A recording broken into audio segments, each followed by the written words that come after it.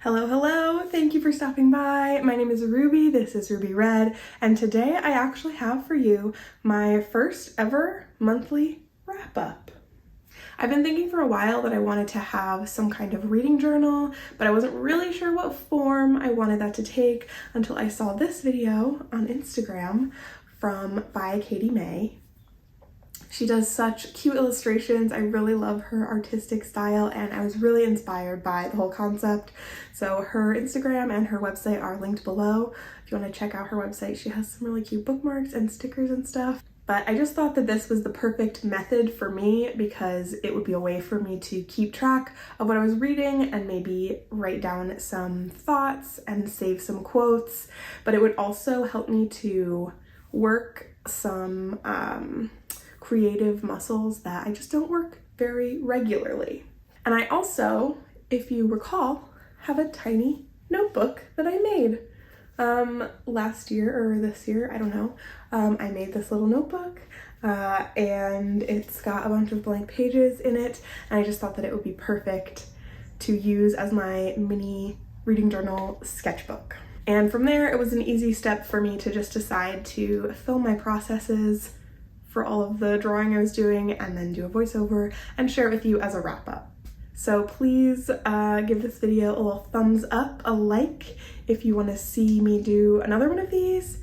And now let's just get into the video. Let's get into the 10 books that I read in May and the 10 art pieces that I made about them. The first book is The Secret Lives of Bats by Merlin Tuttle. Now, these first few books are talked about at length in my currently reading vlog, so I'm going to try to be brief. This book is by a bat biologist / activist, Merlin Tuttle. It tells the story of how he got interested in bats and how his career kind of took off from there. He talks about a dozen different kinds of bats and the struggles and the journeys that he had while trying to study them. There's also a lot of public education he takes part in, as well as conservation efforts and some truly alarming, dangerous trips. But it was a really fun read if you like specific science-y memoirs and or bats. He's a pretty funny guy, I think, so this was such a delightful read. 4 stars. And I wanted to try some collage with Merlin's own bat photos. His website has an amazing gallery, and I think that hand drawing the background elements here made it a little more fun, but overall kind of missed the mark on my creative vision, but no worries, it's still cute. The next book I read is Wide Sargasso Sea by Jean Rhys, which is also my currently reading video. This is a prequel, if you will, to Jane Eyre. It tells the story of the woman in the attic, who is a spooky, mysterious figure in Jane Eyre. And this book tells her story, what her childhood was like, and how she came to be married, and finally how she ended up as the woman in the attic. There was a lot of exploration of race and class and identity in this, as well as like a person's sense of self as it relates to place, which was much more interesting than I had expected it to be. It takes place in the Caribbean, and there's so much description of lush jungle and the sea, so I did use some more printed stuff to give myself a background for a quote, which didn't really go how I thought it would, but I tried to fix it. It is what it is. I'm sorry my phone died while I was drawing that parrot, but I think it turned out pretty good. Overall, the flowers kind of saved this one for me. 4 stars. Next is The Book of Form and Emptiness by Ruth Ozeki.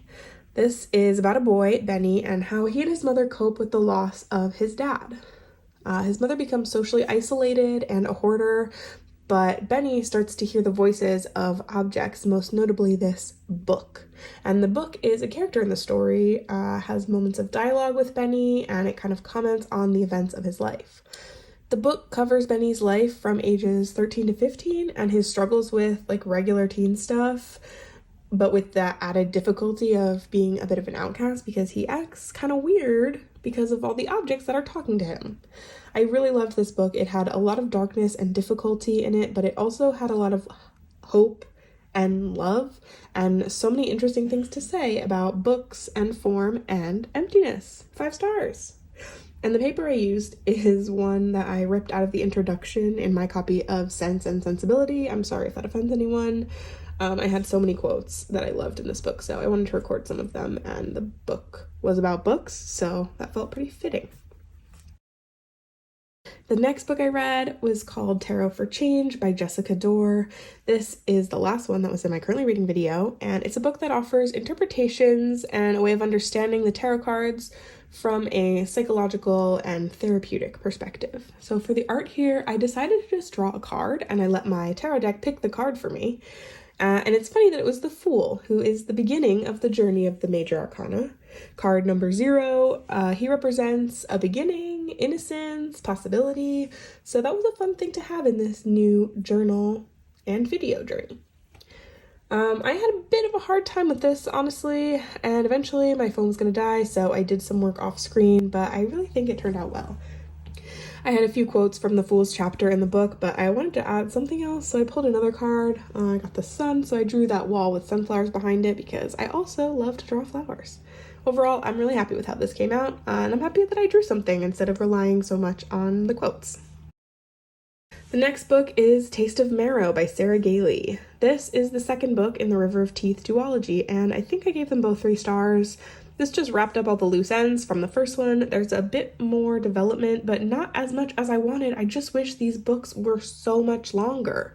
The duology is about what might have happened if there were hippos in the bayou, basically, and something goes down in the first one and sort of splits up this group, but then this book was trying to get them back together and get revenge or justice or what have you.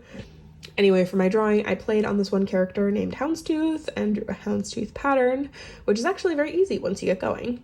And then my drawing of a hippo also didn't go to plan. Had a lot of issues with this, honestly, but I didn't want to be taking so much time on this book that I didn't like that much. And the quote is so cliche, and this just doesn't look as good as I wanted. But I am learning and feeling positive about it. 3 stars. The next book was The Woman in the Library by Sulari Gentle. This is a mystery set in Boston, and it begins in the reading room of the Boston Public Library, which is what I'm using as my inspiration for the art, which is actually a bit lazy. Apologies. I thought about doing some other landmarks that I remember from when I lived there, but I was simply tired. By this point in the month, I was kind of behind on my art to finished books ratio. So the book begins at the library. A group of strangers are sitting at a table together working when they hear a scream, and they later find out that someone was killed. And so they kind of band together to try and solve the mystery, I guess. There's a secondary story unfolding between chapters, between the author of the mystery book that we are reading and a beta reader of her draft. So he's reading her chapters as we're reading them and then commenting on them. So that was really fun at first, but in the end, I felt like this just tried to do way too much for a little mystery book. Great idea though, 3 stars. The next book was Devotion by Patti Smith. I read this sitting in the meadow at my parents' house in New York, and it's my favorite place, and I wanted to capture that in my artistic representation of devotion, the way Patti used things in her surroundings to write that book. This little book has a short story and also an essay about how the elements of the short story presented themselves to the author and then got blended together to become the story. So the concept was very interesting. I love Patti's way of noticing things around her and writing them down in an engaging and beautiful way. I didn't love the actual story, but I do love her writing, so I did have a great time reading that little book. I found this rock in the river and I tried to draw a little portrait of the old house, but the paint markers are old. It didn't work out at all, so I got a second rock, brought it back to San Diego with me, and then I painted some native flowers on it. Some purple coneflower, wild bergamot, and coreopsis is what they're meant to be. And I feel like this is a lovely little ode to the meadow up there, and I'm in love with it, okay? Thank you. This was a 4-star book. Next, I read The Scent of Burnt Flowers by Blitz Bazawule. This is another arc I read in May. It's a historical fiction debut following a couple from Pennsylvania in the 60s who flee from America to Ghana.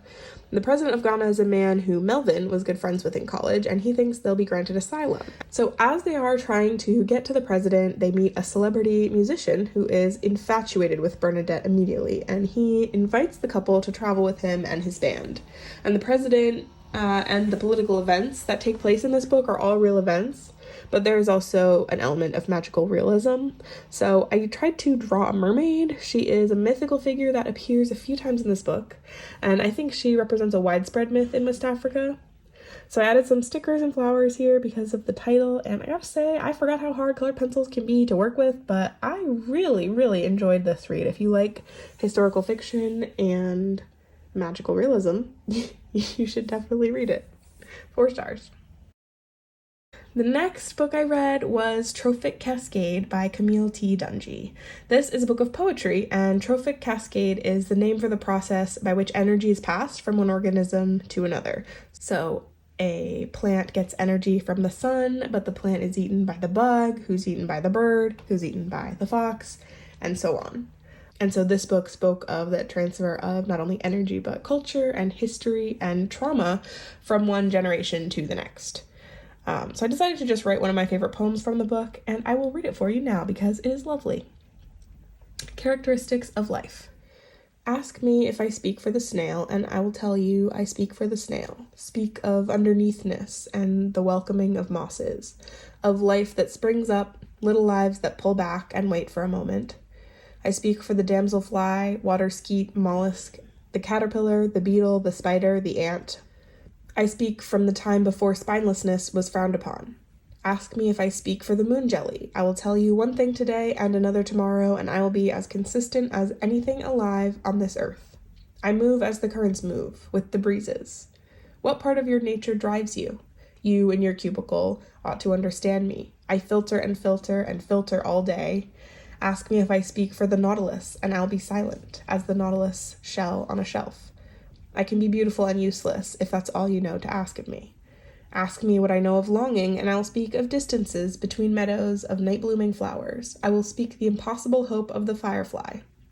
You with the candle burning, and only one chair at your table, must understand such wordless desire. To say it is mindless is missing the point.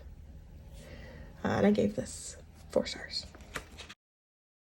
The final book I read in the month of May was Meditations by Marcus Aurelius. I listened to this audiobook on a plane, and while I listened, I drew some meditative sort of scribbles, and I love doing that kind of thing, so I just did even more. This is a collection of thoughts, basically a journal, belonging to the ancient Roman emperor Marcus Aurelius. It was a lovely audiobook. I'm sure I would have found more meaningful snippets as I read it with my eyes. But honestly, the audiobook narrator sounded like Julie Andrews, so I kind of felt like I was sitting through a princess lesson with the Queen of Genovia. I did write one quote in there, "You are a little soul carrying around a corpse," which just felt cute to me. I also like this one, "The universe is transformation, life is an opinion." I'm not totally sure if I fully understand what that means, but I do like to think about it. Then I finished with some orange highlights that I don't super love, and that's all. Thank you. Okay, so that was a fun challenge for me to draw something for all of those books. It was especially challenging for some of the books that I didn't love, but I'm really proud of myself for completing it and for deciding to actually share it with you.